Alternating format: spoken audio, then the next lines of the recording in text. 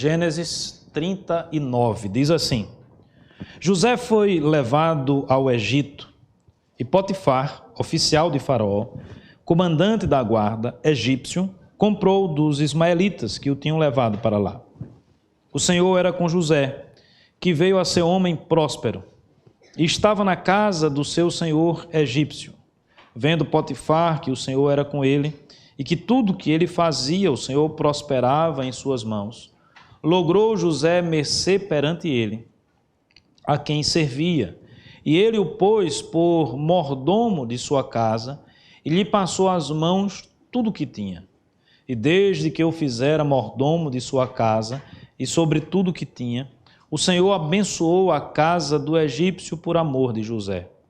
A bênção do Senhor estava sobre tudo o que tinha, tanto em casa como no campo.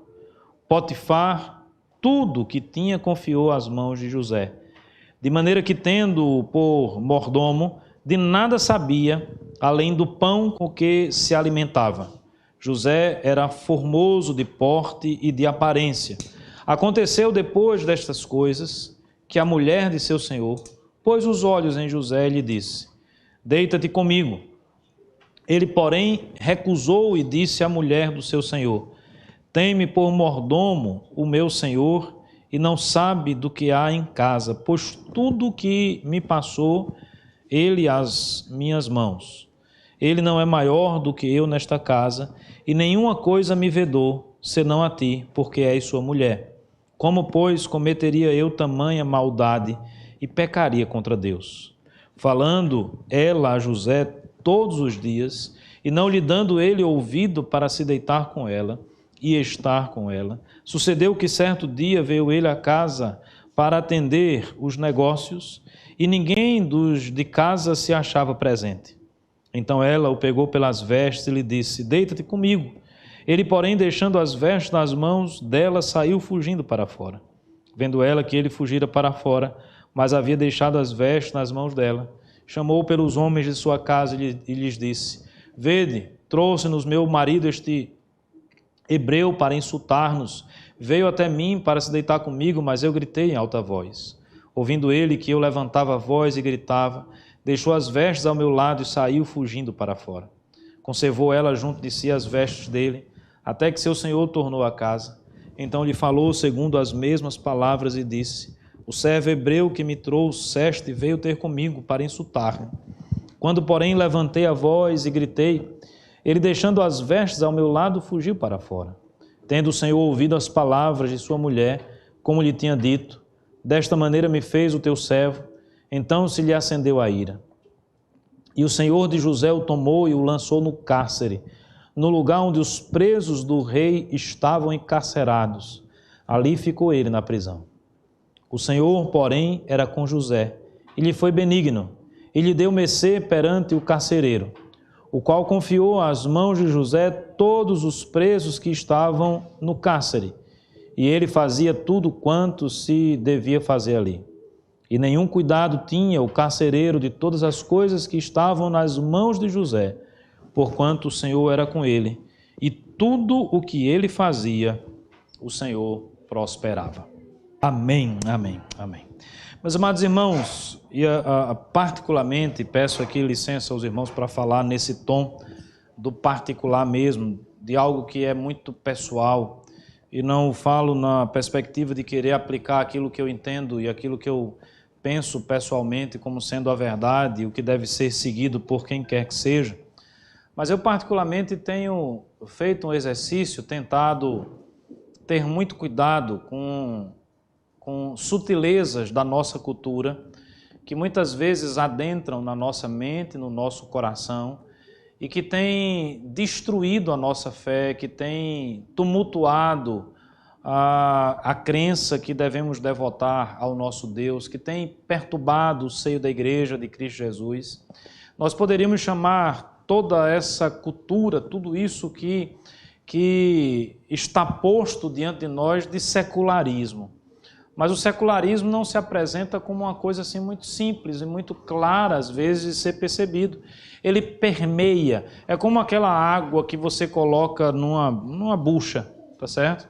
você não vê que está ali necessariamente, mas se você espremer, vai sair água, vai sair alguma coisa.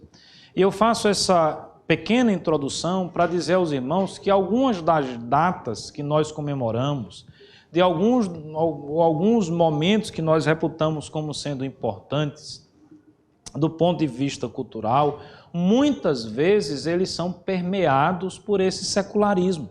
Muitas vezes eles são permeados por ideologias ou por ideias, ou por até questões culturais mesmo, que fogem àquilo que de fato a palavra de Deus nos ensina, aquilo que a vida cristã deveria ser imperativa para todos nós. A virada do Ano Novo não é diferente de outras datas. Esse é um momento onde se tem muita superstição, esse é um momento onde se imagina no imaginário ou na cultura que assim foi implantada na nossa vida, né? Onde talvez uma chave de forma mágica vá mudar, né? De um dia para o outro. E se nós racionalizarmos, nós bem sabemos que nós estamos hoje experimentando nada mais, nada menos do que uma noite, que está entre o dia e o outro dia, como todos os dias do ano. Agora, obviamente, eu não pretendo aqui ser estraga prazeres, a ideia não é essa. O marco, ele tem a importância na nossa vida, como o marco do nosso aniversário, como datas importantes que nós temos, o dia que você casou, o dia que seu filho nasceu, o dia que você se formou lá na faculdade, ou qualquer outra data, o dia em que Deus transformou a sua vida e você converteu-se numa nova criatura, né? Ou nasceu de novo, são marcos, são datas. E obviamente que quando nós paramos no último dia do ano, nas últimas horas do ano, faltando pouco menos de 40 minutos, segundo o relógio oficial aqui da 7ª Igreja Presbiteriana, né?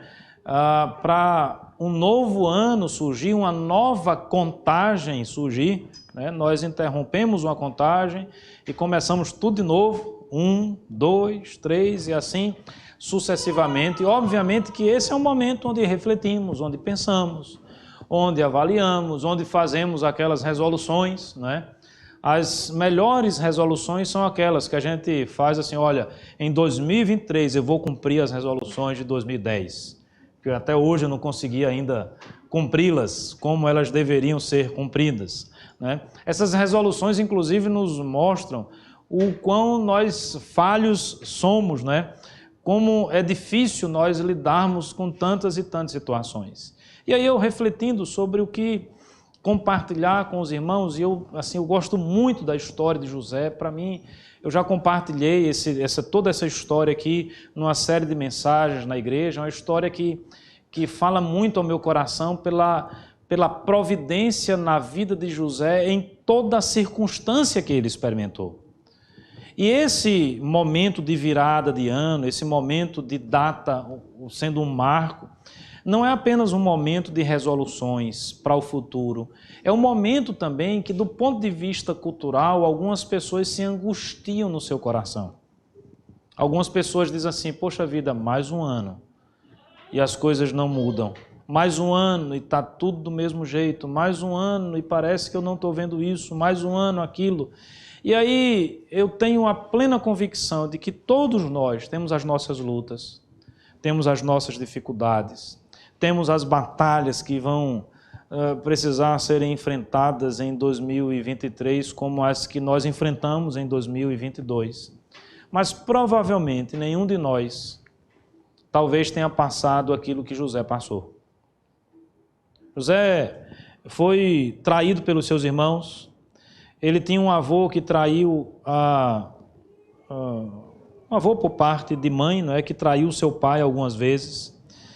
O seu pai desprezava uma das suas mulheres, não é? O seu irmão mais velho possuiu uma das mulheres do seu pai. 2 dos seus irmãos desonraram o nome da sua família, desonraram o nome do seu pai. E se vocês prestarem atenção, eu queria chamar a atenção para 2 momentos desse texto. Verso 1 diz assim: José foi levado do Egito ao Egito, e Potifar, oficial de Faraó, comandante da guarda egípcio, comprou dos ismaelitas. Esse primeiro versículo dá-nos conta de que José era o que, irmãos? Um escravo. Mas olha o que diz o versículo 2. O Senhor era com José. Como assim? Ele era um escravo e mesmo assim o texto diz que Deus era com ele. Vamos para um outro versículo. Depois de todo aquele tumulto com a mulher de Potifar, o texto diz que Potifar ficou irado, se acendeu a sua ira, finalzinho do versículo 19. E no versículo 20, então, o texto diz que Potifar lançou José no cárcere, na prisão, na cadeia, no lugar onde os presos do rei estavam encarcerados. Ali ficou ele na prisão. Então, além de escravo, ele agora está numa masmorra. Além de escravo, ele agora está na cadeia. E o que diz o versículo 21? O Senhor, porém, era com José. Eu queria chamar a atenção para esse porém. É como se o texto tivesse assim, todavia, o Senhor era com José. Apesar das circunstâncias, o Senhor estava com José. Apesar das lutas e das batalhas, o Senhor estava com José. E a primeira lição que eu gostaria de destacar para os meus irmãos nessa noite é exatamente essa. Nós servimos, meus amados irmãos, a um Deus que intervém na história. Nós não servimos a um Deus distante. Nós servimos a um Deus que intervém na minha vida e na sua vida, que me conhece cada um dos irmãos, sabe tudo aquilo que nós enfrentamos, sabe tudo aquilo que nós passamos, mas a despeito de tudo aquilo que venhamos a enfrentar, ou de tudo aquilo que enfrentamos nesse ano, nós precisamos saber que quando nós vivemos a nossa vida, na perspectiva de que somos servos de Deus, de que Deus é soberano, de que o Senhor é soberano sobre todas as coisas, nós precisamos aprender que Deus sempre vai transformar a adversidade numa oportunidade para a nossa vida. Veja, vendido pelos seus irmãos aos ismaelitas, vendido ao egípcio pelos ismaelitas que compraram José da mão dos seus irmãos. Numa família complicada, uma situação, um histórico de vida complicada. Um rapaz ainda jovem, qual a perspectiva dele? Veja, nós estamos falando de adversidade. E o texto diz que quando ele foi comprado por Potifar, Deus era com ele. E quando nós lemos um relato, nós vamos de fato perceber que Deus era com José. Por quê? Veja, ele começa a administrar as coisas de Potifar, ele se torna o mordomo, o principal administrador da casa de Potifar. Então, a despeito de ser ele um escravo, ele agora não é tratado como escravo, ao contrário, ele tem inclusive liberdade total administrativa na casa de Potifar, a ponto dele dizer à mulher de Potifar: olha, Potifar não sabe nem o que tem nessa casa. Eu tomo conta de tudo. É como se ele estivesse dizendo assim: eu não posso ser infiel ao meu Senhor. Por quê? Porque ele confiou tudo nas minhas mãos, a administração dos seus negócios, tanto da casa como do campo. Todas as coisas passavam pela mão de José. E o texto diz claramente que Deus estava abençoando, que Potifar estava se tornando uma pessoa cada vez mais próspera. Então veja, ele, apesar de ser escravo, ele é alçado agora a uma condição melhor. Ele é o mordomo, ele é o chefe, ele agora comanda, ele tem a liberdade que um escravo ou um outro escravo não teria. Eu olho aqui e eu percebo então que Deus estava presente na vida de José justamente porque ele consegue de um momento de adversidade transformar aquele momento num momento de oportunidade. Aconteceu toda a trama com a mulher de Potifar. Ela faz tudo aquilo.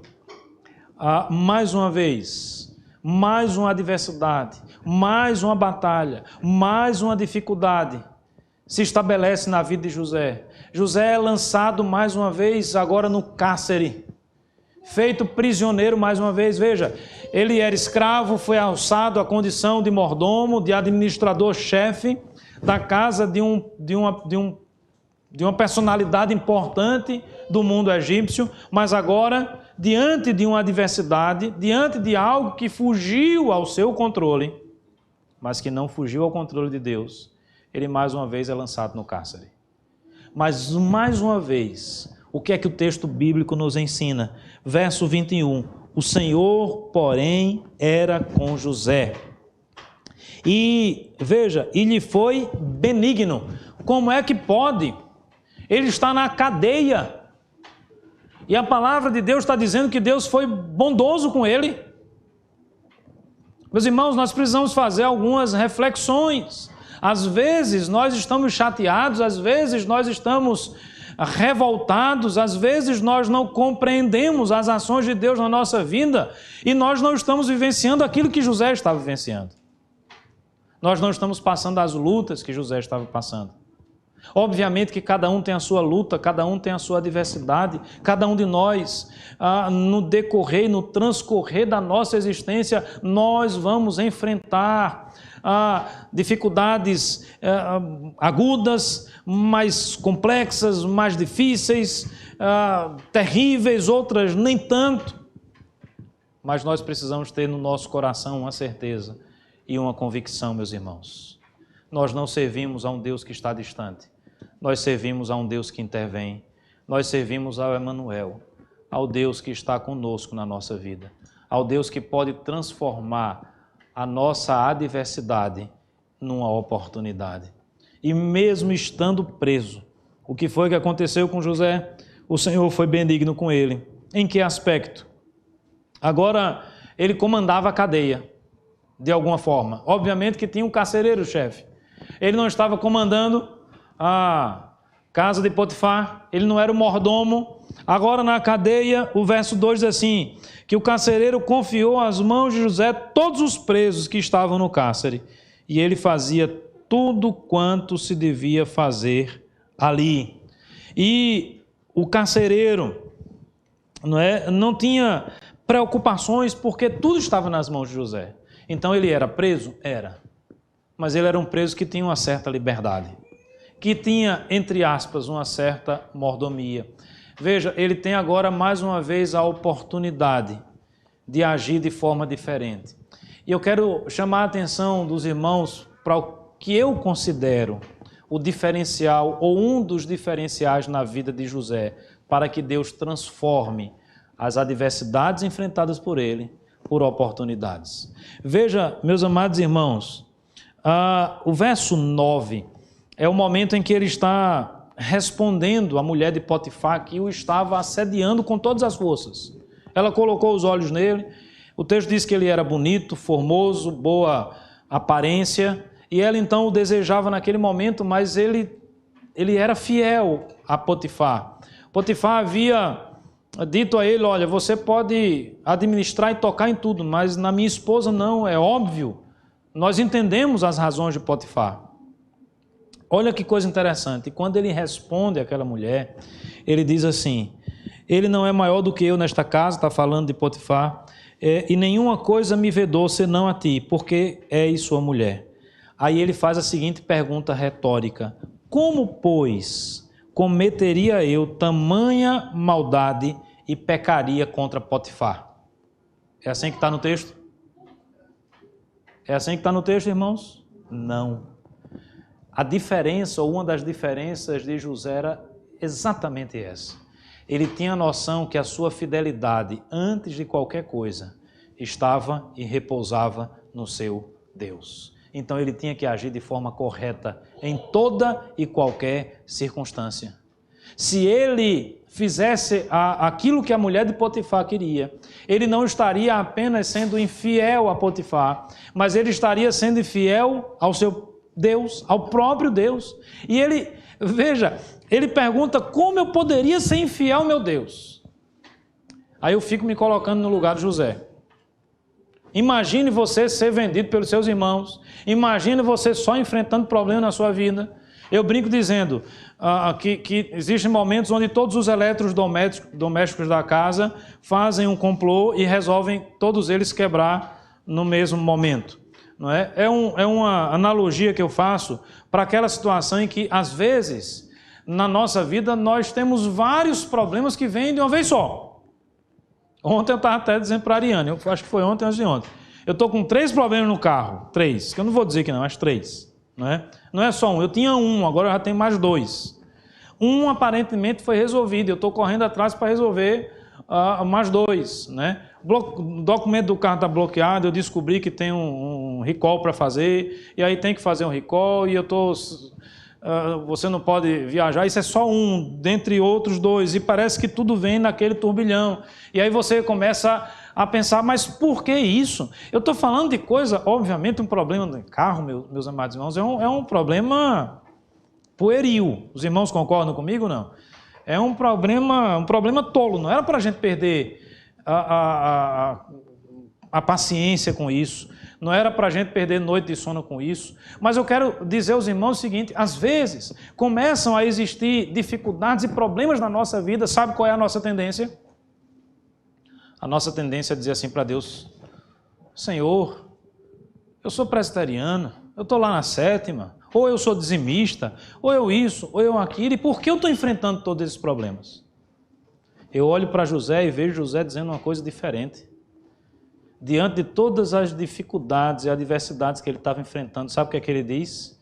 Como eu posso ser infiel a Deus? José não se coloca aqui como alguém que pode dizer a Deus o que Deus tem que fazer, ou dizer a Deus como Deus tem que agir. Essa é a diferença de ser servo. E essa vai ser uma grande diferença para nós entendermos o que vem depois disso. Se a gente volta aqui um pouquinho, a gente vai ver que Deus diz que a casa de Potifar estava sendo abençoada por conta de José. José era, vamos dizer assim, era o veículo da bênção, não é? E eu preciso fazer essa reflexão com os irmãos nessa noite. Quando Deus intervém, primeiro, Ele transforma as adversidades em oportunidades, seja elas quais forem. Segundo, outras pessoas podem ser abençoadas através da nossa vida. E isso é um ponto muito importante para a gente refletir. Sabe por quê? Porque quando eu digo assim, olha, outras pessoas podem ser abençoadas através da minha vida, perceba, irmãos, eu não estou me colocando como um fim em mim mesmo. Você se tornar um fim em si mesmo é um grande problema, isso tem trazido angústia, isso tem trazido aflição, isso tem trazido problemas mentais, problemas emocionais, problemas físicos para as pessoas. Nós vivemos, e mais uma vez eu volto aqui para o secularismo, não é? Para essa cultura que se estabeleceu na nossa época, onde o homem passou a ser a medida de todas as coisas, e nós começamos a viver a nossa vida para a nossa própria satisfação, para a nossa própria glória. O secularismo tem, por exemplo, entrado na igreja de tal forma que hoje nós percebemos com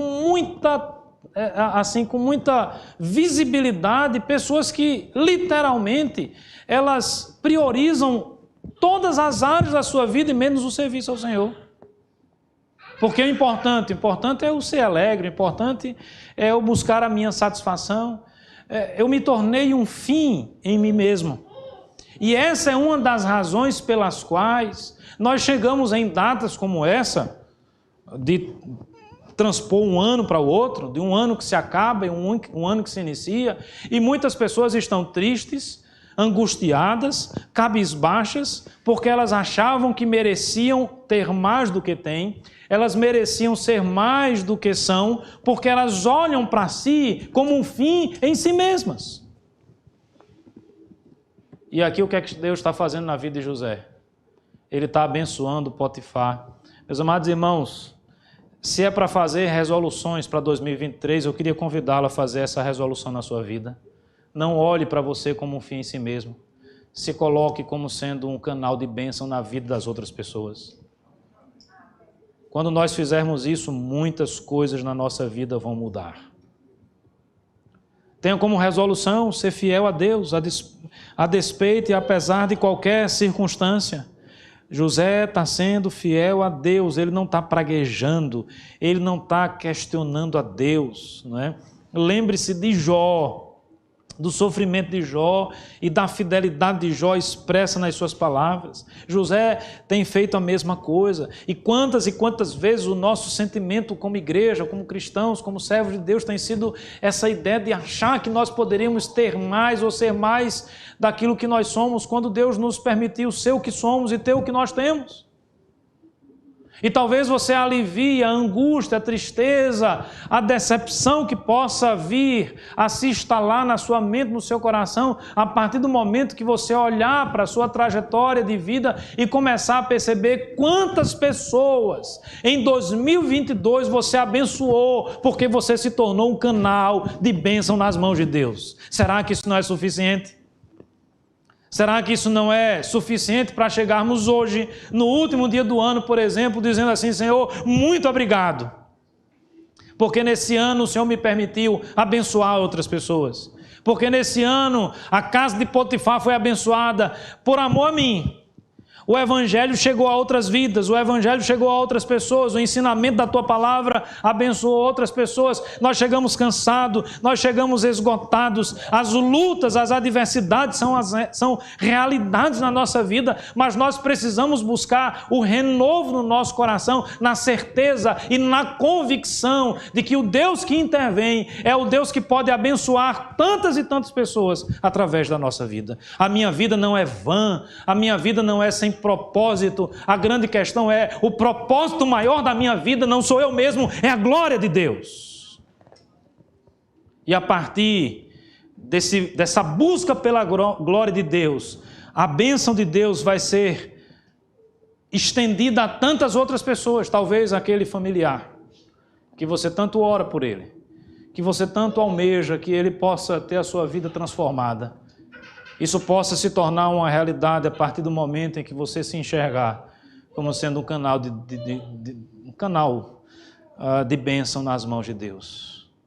É a visão de ser um missionário. Aquela musiquinha que a gente canta para as crianças, não é? E que as crianças cantam no departamento infantil. Quero ser um missionáriozinho para falar de Cristo aos companheirinhos. Posso sim trabalhar em minha terra. Manda-me, pois, Senhor. Acertei, irmãs? Acho que acertei, né? Eu não preciso ir para a África, eu não preciso ir para a Ásia, eu não preciso ir para a Europa, eu não preciso ir para outro país. Eu sou um missionário aqui. Ser missionário, irmãos, é ter a convicção de que aonde eu estiver, seja qual for a circunstância, Deus pode abençoar outras pessoas através da minha vida. Então, meu amado irmão, quando você estiver trabalhando em 2023, não pragueje o seu trabalho. Olhe que ali você é um missionário. Deus lhe colocou ali para abençoar outras vidas. Quando você estiver enfrentando a dificuldade, você está enfrentando dificuldade, ou você ficou doente, ou você está com um parente doente, não pragueje por isso não. Entenda que Deus lhe colocou ali no hospital de repente, você passar ali uma semana, um mês, 2 meses, para que ali você possa abençoar outras vidas. E é assim que Deus vai trabalhando no nosso coração. O Deus que intervém, meus amados irmãos, Ele transforma a adversidade em oportunidade, mas Ele também abençoa outras pessoas através da nossa vida. Agora, para isso, eu fecho com essa perspectiva, para isso é necessário que a gente tenha de forma assim muito clara na nossa mente e no nosso coração. Mas não apenas a clareza de mente e coração, sobretudo o colocar em prática a fidelidade a Deus. Um texto de 1 Coríntios capítulo 4, verso 2 diz assim: o que se requer do dispenseiro é mordomo, é que seja encontrado fiel. Quando Deus coloca uma tarefa nas nossas mãos, Ele requer de nós fidelidade. Nós oramos, nós empossamos uma diretoria, cargos, funções, mas não são só esses irmãos que vão trabalhar, aqueles outros que fazem parte da igreja, que aqui congregam, que aqui se tornaram membros do Senhor Jesus, nós temos compromissos, nós temos responsabilidades e nós precisamos agir com fidelidade diante de todos os nossos compromissos e diante de todas as responsabilidades que Deus colocou no nosso coração. O que se requer do mordomo, e José foi mordomo, é que seja fiel. José foi mordomo na casa de Potifar, José foi mordomo no cárcere. José começou de baixo. E todos nós sabemos o final da história de José. Depois ele se tornou mordomo e chefe de todo o império egípcio. Mas ele não chegou lá de qualquer forma e de qualquer maneira, negociando os seus princípios e os seus valores. Ele não chegou lá com superstição, eu vou vestir de amarelo, porque amarelo traz riqueza. Eu não sei se é isso não, mas parece que é. Ou eu vou virar o ano fazendo não sei o que lá, dando os pulinhos lá na praia, né? Seja lá o que for, não é isso que vai mudar absolutamente nada na nossa vida. Meus amados irmãos, se 7 pulinhos na água mudasse a vida de alguém, estava todo mundo bem. Os irmãos, para um pouquinho para pensar um pouquinho, raciocinar. Irmão, se vestir de amarelo traz dinheiro, não tinha mais pobre no mundo. Era simples resolver. Se veste de amarelo. Bora fazer roupa de amarelo para todo mundo. Então, desconfie dessas coisas, porque a vida, ela mostra que essas superstições, elas não têm futuro, elas não são a verdade. Mas uma coisa eu posso garantir para os irmãos. Quando nós somos fiéis a Deus, seja no pouco, Ele haverá de nos abençoar no muito. Mas se Ele não quiser nos dar muito, nós vamos continuar fiéis no pouco, porque a nossa vida não é um fim em si mesma, porque nós não vivemos para a nossa glória, para a nossa satisfação, nós vivemos para a glória de Deus. O que eu preciso me perguntar hoje, faltando 12 minutos, vê aí, Davi, no relógio. Relógio novo, né? Olha aí, maravilha. O que nós precisamos nos perguntar, olhando no relógio aí do Davi, né? Faltando poucos minutos para acabar o ano 2022, para um pouquinho, pense e reflita sobre isso. Nesse ano que se finda agora, o nome de Deus foi glorificado através da sua vida? O nome do Senhor foi exaltado através da sua vida? Lá no seu trabalho, o nome de Deus foi glorificado através da sua ação, do seu testemunho, da sua fala? Dentro da sua família, o nome de Deus foi glorificado? Dentro do seu casamento, você marido com a sua esposa, você esposa com seu marido, Deus foi glorificado dentro da sua casa, no seu casamento?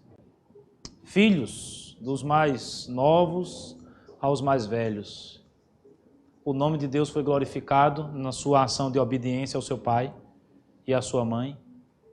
Os irmãos percebem que nós precisamos fazer as perguntas certas para podermos dar um rumo correto à nossa vida. Se avaliando o nosso passado, os últimos meses, esse ano, os últimos anos, seja o tempo que for, nós enxergarmos que estamos deixando a desejar. Eu queria convidar os irmãos nessa noite a fazer um propósito diante do Senhor. Da mesma forma que José foi fiel, a sermos fiéis ao Senhor. A vivermos a nossa vida para a glória de Deus, buscando não a nossa satisfação, mas buscando a glória do nosso Deus. Se gastando na obra, se deixando usar a cada momento. E, meus amados irmãos, quando nós somos fiéis, Deus nos abençoa. O problema é que a igreja está perdendo a fé.